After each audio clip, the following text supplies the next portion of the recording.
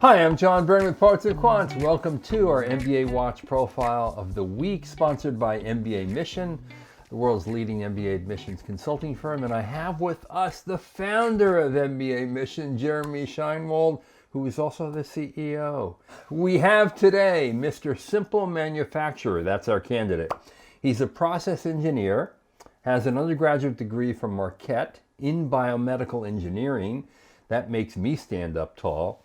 GPA 3.95, pretty darn good. GRE score 320. He's 25 years of age. He's a white male, and he has been working in the manufacturing industry at a boutique firm. It's in medical devices and in the Midwest. And his target school is Rice University, Jones Graduate School of Business. He's also looking at Michigan Ross and Cornell Johnson. So, Jeremy, what do you think of this guy? I remember speaking with admissions director at one of the top programs. I'll give you a little wink. And she said to me, she would, quote unquote, she would run across the street to find someone who had real manufacturing experience to add to their class. And so I think that's, I don't think people realize, who come from this background, realize how valuable that really is, and how rare it is. So I am favorably predisposed to this individual to start. I look at the 3.95 degree in GPA in biomedical engineering. There's no question this person can manage the coursework, right? Like it's obvious. Right. I don't think anyone's going to worry about the fact that his GRE is a little bit lower than averages at top schools that are creeping up. I have to admit, I'm not sure his target school is Rice. I'm not sure what the GRE average is there. It's 317 at Rice. I would feel pretty good about his chances at Rice, which is actually a small but highly competitive program. I think what I'd be curious about is, and this is not to take anything away from Rice, but why isn't, from maybe a superficial perspective, why isn't this individual aiming higher?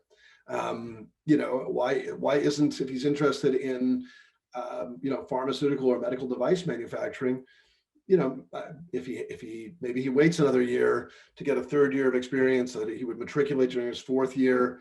And, he's clearly got the analytical abilities. Maybe he lifts up his GRE a little bit just to do no harm. I think probably could be fine on the GRE, but why, I don't see any reason why, from what I know, this individual shouldn't be looking at a Duke, which has an excellent medical specialty. Why this person might look at the Wharton program, which has got an excellent healthcare management program and a real specialization there. And he'd probably get a good scholarship at Rice, right? Rice is actually probably the most generous school out there. They tend to give the most scholarship, I believe, dollars, and the highest percentage of the class on scholarship. So the other thing is his goals are completely linear, and they leverage his experience. So he basically wants to just move into operations, right, as a program manager at a pharmaceutical or medical device firm. This is an individual. He should be selling his long-term goal is, I'm going to be a COO one day. I'm going to keep growing in my career. And I'm imagining this guy on like the alumni, magazine waving and saying, like, if I wasn't at Rice, I couldn't have become COO of Moderna one day, or Stryker, or some medical device company. All right, so there you have it for Mr. Simple Manufacturer. Big advice, big takeaway here is, stretch yourself a little more.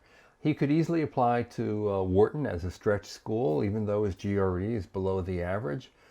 He could decide to wait another year or two, get a promotion under his belt, and then apply to MBA programs as well. His 320 GRE is right in line, if not even better, for Cornell, Michigan Ross, and of course his first choice school, Rice. He also could take a shot at Duke Fuqua, which would be a good choice for him.